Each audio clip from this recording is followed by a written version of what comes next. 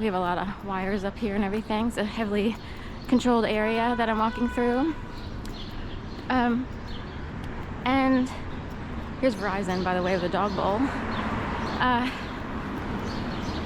Oh, and it's a challenging one. Right. Make it harder for your dog to scarf down food. It's okay. I've been called a dog outright many times, directly through nuance and innuendo, through very uneducated people who decided that certain people, can operate a certain way, and they don't have a lick of education. They told me to say lick. So anyway, I'm just putting it out there because I had to slave myself out. I had to be slaved out to get to the point where I am today. And guess what? I don't have a lot, but I am filled up as a person. I'm a whole person, as opposed to a traumatized kid who was so shaken from divorce, desegregation. Drugs started to enter our communities back in the 70s.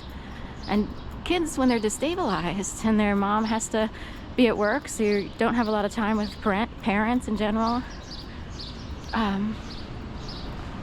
that hurts kids.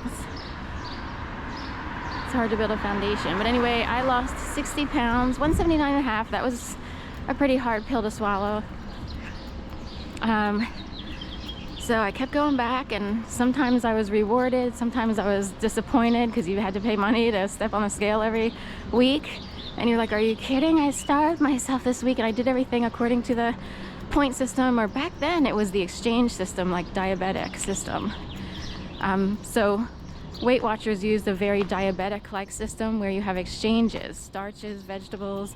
You can have as many vegetables as you want as long as you don't lather them up with butter all over the place, There are substitutes though, and they didn't, care if you sought out, say, organic food. They went, solely on starches, vegetables, fruits. Calories were the biggest issue. They would switch their system over the years and go with a point system. I don't know what they do today. Technically, I'm a lifetime member. So I reached my goal.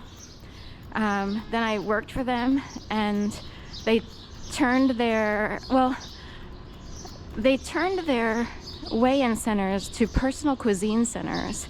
So during my time period-ish, like after I became a lifetime member, I worked at the beach for a while, then I came back, and that wasn't fun, by the way. I wanted to do something interesting and fun, but anyway, point being, turns out, there are people who don't party when they work at the beach, but I don't know where they are. So anyway, so I come back, I realized that Weight Watchers started personal cuisine centers, which meant that they sold brand new frozen food out of their centers, which were rigged with walk-in freezers, refrigerators, and so forth and so on. I guess we'll do South Street, even though I don't like South Street.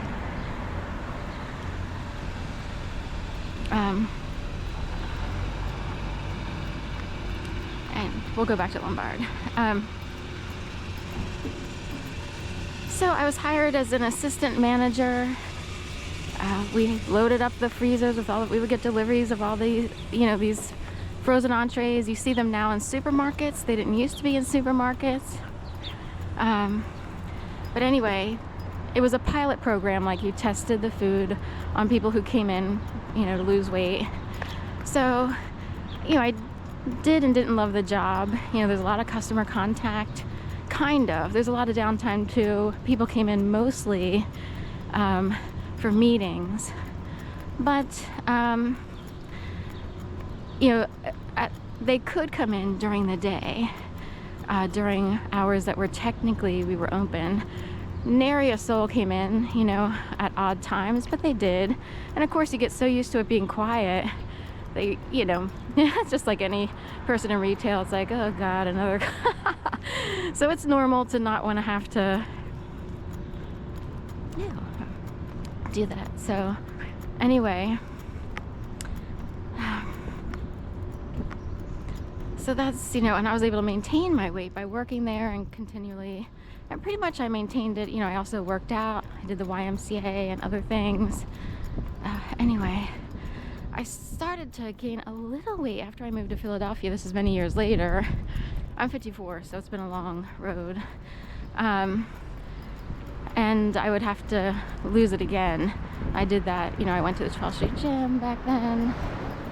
There's a whole, you know, timeline, but anyway, now I'm a complete raw vegan foodie green juicer.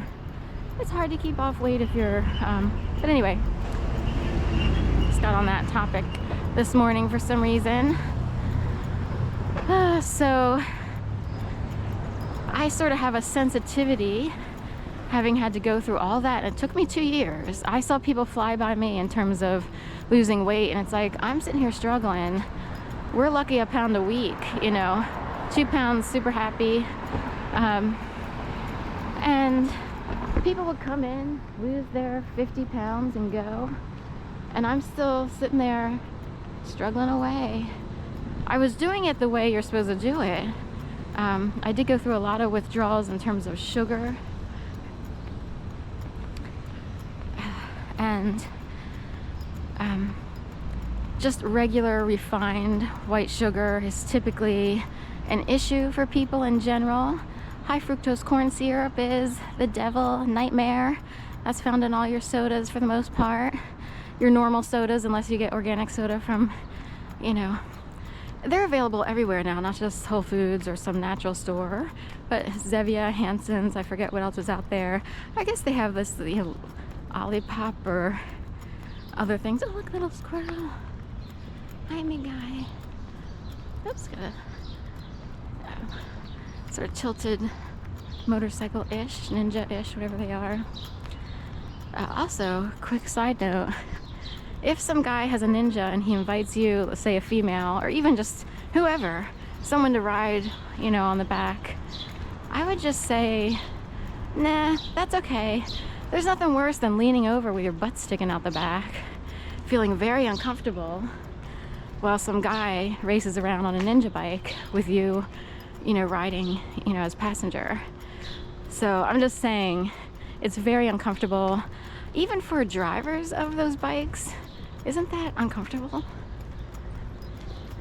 So we'll leave it at that, but hey, you gotta spend your money somewhere, right? So anyway, I'm all the way over here in my neck of the woods. This is the Graduate Hospital-ish area. I lived 1 block back. It's, you know, usually get a lot of traffic here. It's like a little machine.